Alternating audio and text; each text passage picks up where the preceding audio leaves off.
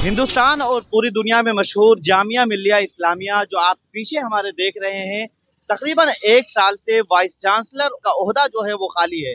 हालांकि इस पर बात की जा रही है कि वाइस चांसलर की तकर्रुरी जल्द से जल्द की जा सकती है। कई नाम फाइनल भी कर लिए गए हैं, स्क्रीनिंग कमेटी ने नाम फाइनल करके भेज दिया है। हालांकि कभी भी वाइस चांसलर ओहदे का ऐलान किया जा सकता है और इसके लिए स्क्रीनिंग कमेटी ने 5 नाम फाइनल किए हैं। इन 5 नामों में एक नाम जो प्रोफेसर मजहर आसिफ, जो जेएनयू के स्कूल ऑफ लैंग्वेज के डीन रह चुके हैं, उनका भी नाम शामिल है। लेकिन अब उनकी एक पुरानी खबर सोशल मीडिया पर और मीडिया में दोबारा से सामने आ गई है। वो खबर है कि एक उनके ही डिपार्टमेंट और उनके ही स्कूल की एक एसटी कर्मचारी या महिला हैं, उनका एक इल्जाम 2022 में उन्होंने वाइस चांसलर को खत लिखा था और उन्होंने उन पर जुल्म करने का इल्जाम लगाया था। ये पूरा मामला है कि जब उनके प्रोफेसर राजीव सक्सेना उस वक्त के कोऑर्डिनेटर थे या जिम्मेदार थे, उन्होंने उनको 8.6 ग्रेडिंग दी थी। लेकिन जब प्रोफेसर मजहर आसिफ साहब के पास ये मामला पहुंचा तो उन्होंने उसे 5.6 कर दिया। हालांकि इस मामले में पूरा जो मामला है इसको अभी अदालत में भी शायद है और हम इस सिलसिले में आगे उनसे बात करने की भी कोशिश करेंगे। लेकिन अभी जामिया मिल्लिया इस्लामिया में तकरीबन 1 साल से वाइस चांसलर की कुर्सी खाली है। इसके लिए तमाम लोगों का मुतालबा किया जा रहा है कि जल्द से जल्द मुस्तकिल वाइस चांसलर की तकर्रुरी की जाए। हालांकि अभी प्रोफेसर शकील साहब कारगुजार वाइस चांसलर की हैसियत में हैं और वो इस जिम्मेदारी को निभा रहे हैं। लेकिन प्रोफेसर नजमा अख्तर के रिटायरमेंट के बाद या उनकी मुद्दत मुकम्मल हो जाने के बाद किसी भी वाइस चांसलर की तकर्रुरी नहीं हुई है।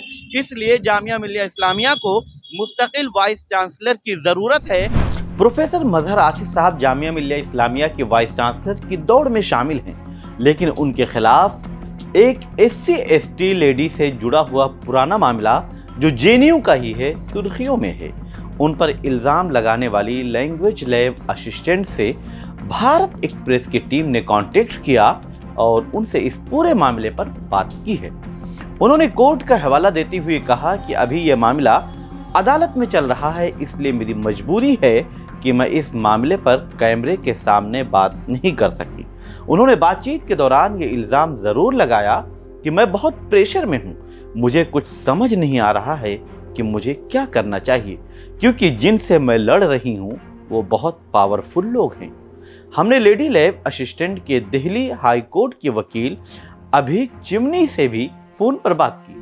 उन्होंने कहा कि मामला सब जुडिस है, इसलिए मैं मीडिया में बात नहीं कर सकता, लेकिन ये ज़रूर बताया कि जेएनयू एडमिनिस्ट्रेशन ने अपनी गलती में सुधार करते हुए 1-2 मामले में मेरे क्लाइंट को प्रमोशन दे दिया है, इसलिए मुझे उम्मीद है कि आगे भी इंसाफ मिलेगा। इस पूरे मामले पर प्रोफेसर मजहर आसिफ का क्या स्टैंड है, इस पर आगे बात करेंगे। लेकिन इससे पहले इल्ज़ाम लगाने वाली लैब असिस्टेंट के उस लेटर पर बात करेंगे जो उन्होंने 2022 में जेएनयू के वाइस चांसलर को लिखा था। इस लेटर में प्रोफेसर राजीव सक्सेना का नाम भी शामिल है, क्योंकि तब वो लैंग्वेज कोऑर्डिनेटर की जिम्मेदारी संभाल रहे थे। उनसे हमने बात करके पूरे मामले को समझने की कोशिश की। देखिए उन्होंने क्या कहा। LLC का फुल फॉर्म है लैंग्वेज लैब कॉम्प्लेक्स और हम लैंग्वेज लैब के कॉम्प्लेक्स के कोऑर्डिनेटर थे काफ़ी साल तक, 2 साल या 4 साल, हमको ध्यान नहीं है। और उसी दौरान रीना मैडम का जो है हम लोग का इंटरनल असेसमेंट होता है, अपार फॉर्म जिसको बोलते हैं, या जो प्रमोशन में आप लोग के इस्तेमाल होता है जी।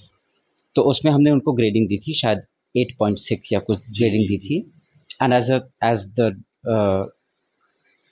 The head of the language lab complex and as the coordinator I felt कि ये मार्क्स वो डिज़र्व करती है, क्योंकि वो सच में एक बहुत मेहनती और बहुत अच्छी सिंसियर डेडिकेटेड एम्प्लॉई हैं हम लोग की।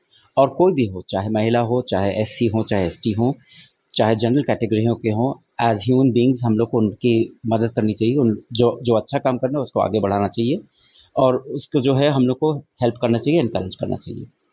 ये मुद्दा हमारे लिए बहुत शॉकिंग है कि जो हमने ग्रेडिंग दी है एज अ रिपोर्टिंग ऑफिसर, उसको बाद में ट्वीक करके उसको कम कर दिया जाएगा। ये किसी भी सरकारी रूल या किसी भी अपार रूल के ख़िलाफ़ है, क्योंकि an employ which is working under me, सिर्फ हमको राइट है उनको ग्रेड करने का, और हमारे ऊपर वाले ऑफिसर्स को सिर्फ राइट है उसको आगे उसको फॉरवर्ड करने का with whatever comments that they want to do.